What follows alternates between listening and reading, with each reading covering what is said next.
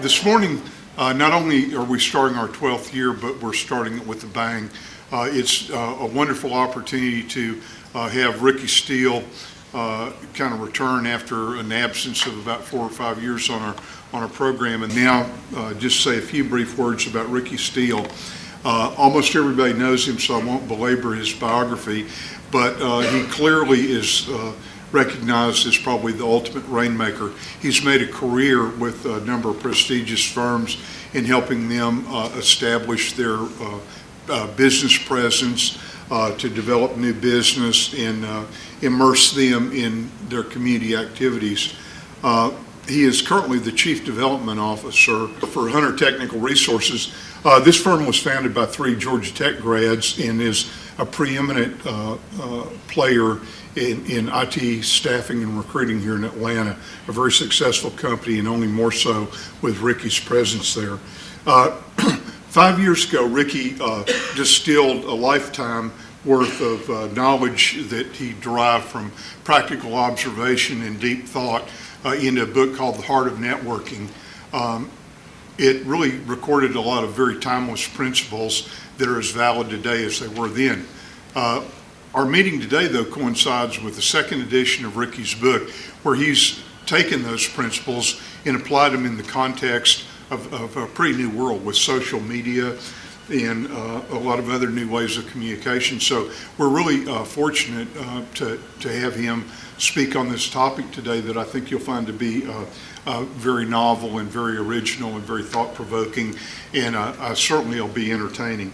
In any event, I won't belabor anything other than to say, in addition to all his professional achievements, Ricky is probably one of the best examples of somebody that has really devoted a lot of their time to giving back their energy and skills to our community, from charitable organizations like the Atlanta Food Bank and professional organizations too. In any event, not to belabor anything any further, I would appreciate it if you would give a warm welcome to our speaker, Ricky Steele. Ricky. Thank you, Mike. I really appreciate that, Mike. I wish my parents could have lived long enough to have heard that. My dad would have been very, very proud, and my mother would have believed it. So, a little bit of difference there. I would be remiss if I didn't thank a number of people who are in this room today. I could actually go down the row and probably name 75% of you, and I'm all glad you're here. But I want to do a special shout out to a few people. Susan Knox has been a great friend for a long time. And Susan, it's not who you know, but what? Who knows you? Who knows you? That's her tagline, and it's a good one. Connie Bergeron and her husband Ron are here. Connie and I have been friends since the early 80s when we were in the hospitality industry together. And of course, I could not even do this morning without saying a special shout out to my dear friend Mike Atkinson. Where's Mike? Right here. There he is right there. You know, I don't know another person like Mike. How many of y'all miss TechLink's daily broadcast and quarterly magazine? Anybody? Heck, we all do. Beth and I have been married for 31 years, 4 of them happily. Of course, it wasn't in a row, but anyway, no kidding. Marriage is tough, like a lot of things, and you know, we've been close to a divorce on several occasions, but we made the decision to stay together because of our 3 children. Neither one of us wanted custody. We felt like whoever left first had to take them, and you know what they say, no pain, no gain. Anyway, I'd like to also introduce my son, Richard Everett Steele III, and his wonderful, hopefully soon-to-be pregnant wife, Allison. Where are you, Allison? Yeah. Kids, I'd like for it to be soon. That bushel of oysters I send to the house once a week is getting expensive. There's a W Hotel across the street, and I have a credit card. Yeah. Furthermore, I'd like the opportunity of playing with my grandchildren and maybe changing their diapers before the 2 of you have to change mine. It's very, very important to me. As Mike told you, I am the Chief Development Officer at Hunter Technical Resources. You know, there's a lot of IT staffing firms in Atlanta, and there's a number of IT staffing firms here in the room today. Hunter is unique and different, just like all the other firms claim they are. It's hard to differentiate to some degree. Of course, in reality, it's the people that run an organization, and I think we've got the best of the best. I would appreciate if everybody from Hunter would just stand up right quick so I can recognize you and just thank you personally for being here. Thank you, guys. Thank you, thank you, thank you. It personally means a great deal for me all to be here, and I'm fortunate to work with this great group of young people. Keyword, young. Mike has asked that I do a presentation today incorporating the changes in the book about social networking. However, the principles in the first book, as Mike said, are timeless. They're truth, and true truth will last to the end of time. Every line from the first book is in the second book, and there's about a third added about social networking and a few other issues that I thought were worth sharing. It'd be foolish for me to begin today by giving you the history of social media or to go into great detail about social media networking platforms. There are many in this room that probably already know more than me about the subject. What I'd like to talk about today is how I use them and how they've been important and how they've been a game changer for me. There are many great books and YouTube videos and articles about social media and social networking, and I urge you to go to as many as you possibly can. If there was social media back when I first started my career in the early 70s, I wouldn't be standing here today. I'd be at the beach. It has been a game changer for me, and I'm sure it has for many of you as well. The positive changes in my business have been absolutely radical. Do I believe that social networking will ever take the place of traditional networking as you've all been doing this morning? No, I don't think so. We all have a passion to get to know a lot of other people on a personal, a spiritual, and even a physical way. I saw a lot of hugs and kisses out in the foyer before you came in here. We all love to do that. So social media will never replace traditional network. Social network will never replace traditional networking. I believe it enhances it. It takes it to a whole nother level, and you're able to touch a lot more people than you touched in times past. Today, 1 in 8 marriages are people who met on the internet. Now, how much more personal could that possibly be? I got into social media for one reason and one reason alone, to spy on my children. I had a MySpace account in the late 90s with an assumed name. And I'd heard so many bad things about the internet and things that, people attacking children and all the things. And I love my kids so very much that I wanted to try to protect them the best that I could. Needless to say, that was an invasion of their privacy, and I finally quit when my wife made me. Of course, regardless of my intentions, I was fascinated at the information that was available at my fingertips. And of course, MySpace is just child's play compared to what we have at our fingertips today. Your marketing strategy is really about brand development.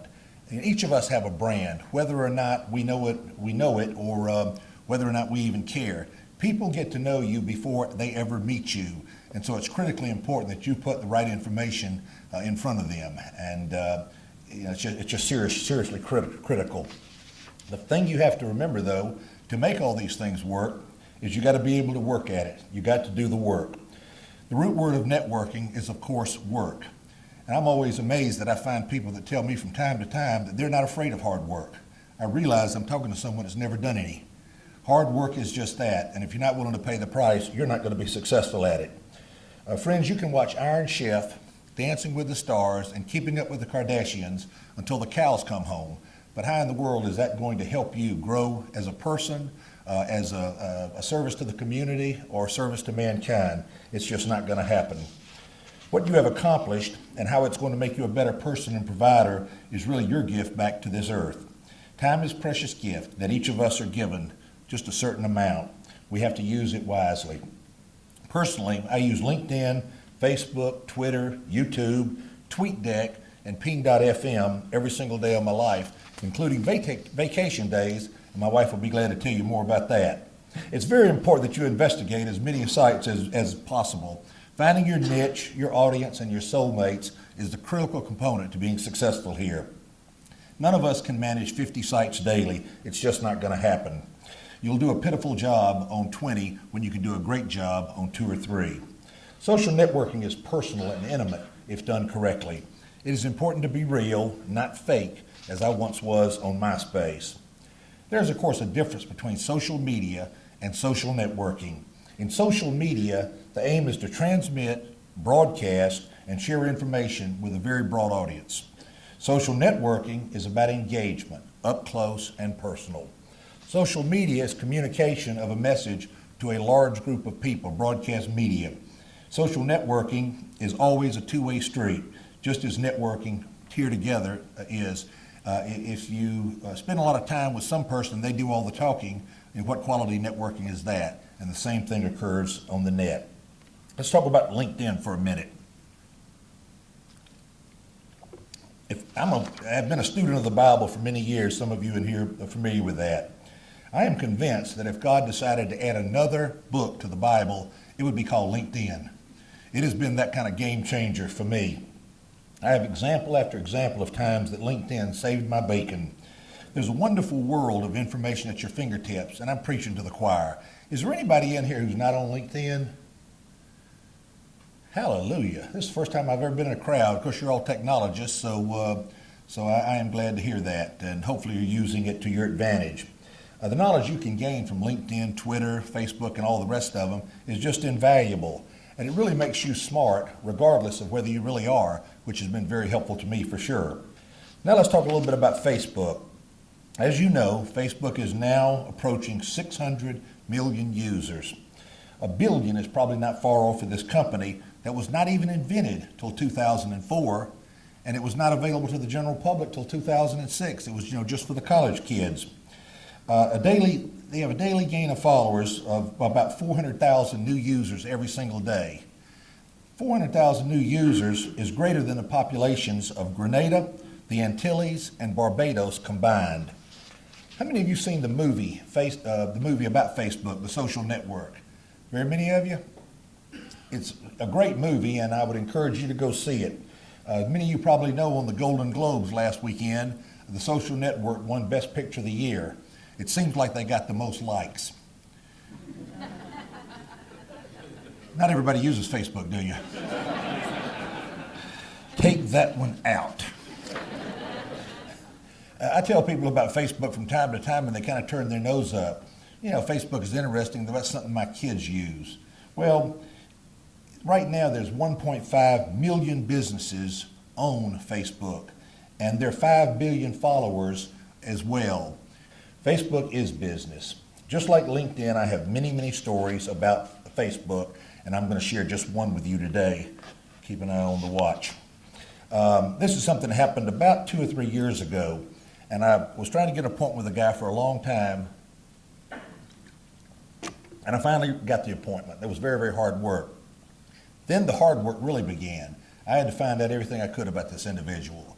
I called 3 or 4 folks at the company he worked for, and that I knew, and said, "Tell me a little bit about this fella." And they said, "Oh, he's a great guy. You'll enjoy getting to know him."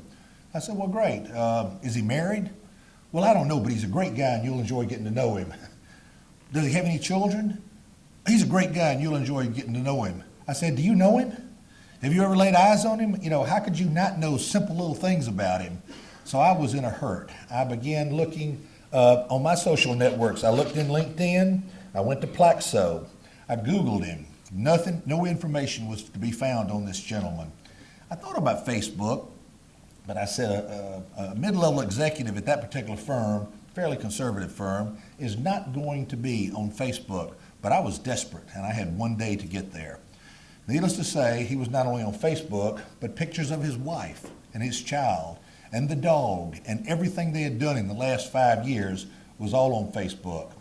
He even included his 10 favorite songs of all times, which I downloaded off iTunes and burned a CD. Next morning or next day at lunch, I pick him up to go to lunch. I flip in my CD.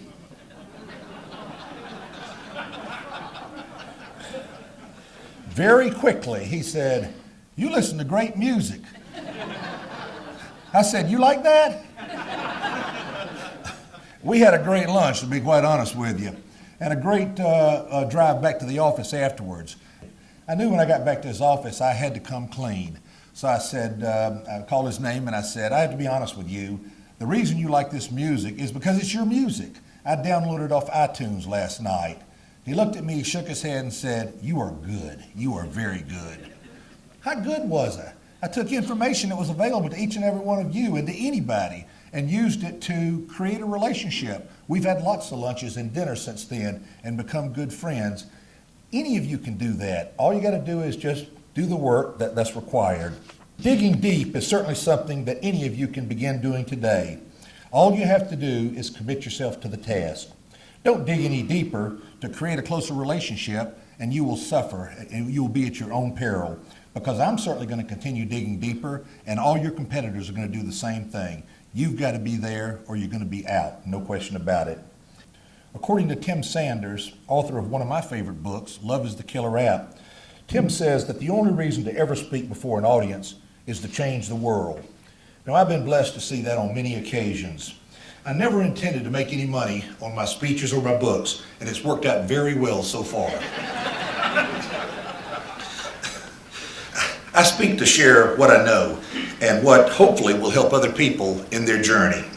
My other two guests here this morning are Donna Orban from Genuine Parts, which I think I saw Donna a minute ago right over there, and Andres Garcia from AGCO. Both of their stories are in the book. Donna was another person in the MBA program a few years after Ben, and she has become a great friend. Andres manages, in addition to AGCO, he manages on the side the MBA alumni group for the University of Georgia, Hunker Down Hairy Dogs. These are people I care a great deal about, and they know it. And I'm confident that Donna, Andres, or Ben would tell you that when we have lunch, our conversation revolves around family, community, and personal issues. Very little bit about business enters our conversation, because that is not what's really important to me. Because of that, I do not have very many clients. I got a whole lot of friends who I do business with, and what better person could you do business with than a friend? Join Toastmasters. Get people at your own level and learn how to speak as you go through a program together, and you will learn a great deal. Put yourself out there a little bit. Is it hard to get up in front of a crowd and speak? You darn right it is. It's one of the scariest things in the world. I've already sweated through this shirt. I don't care how many speeches I make, I'm a nervous wreck before each and every one. You think this is water? This is vodka. Boy, it's good. Anyway, join Toastmasters. You don't have to be great to be a speaker. Watching me is a testimony to that fact. You have to have a message that comes from your heart and a burning desire to help others. There are hundreds of Rotary, Civitan, JC, service organizations like this, TAG, and a lot of other places that need a speaker every single week for 50 months out of the year. I promise you, if you'll get serious about public speaking, you can have an engagement every breakfast, lunch, and dinner for the next several years, and you'll never hit the same group twice. It gives you exposure. People say I'm the most networked guy in Atlanta. That's not true. There's plenty of people that are better networked than I am.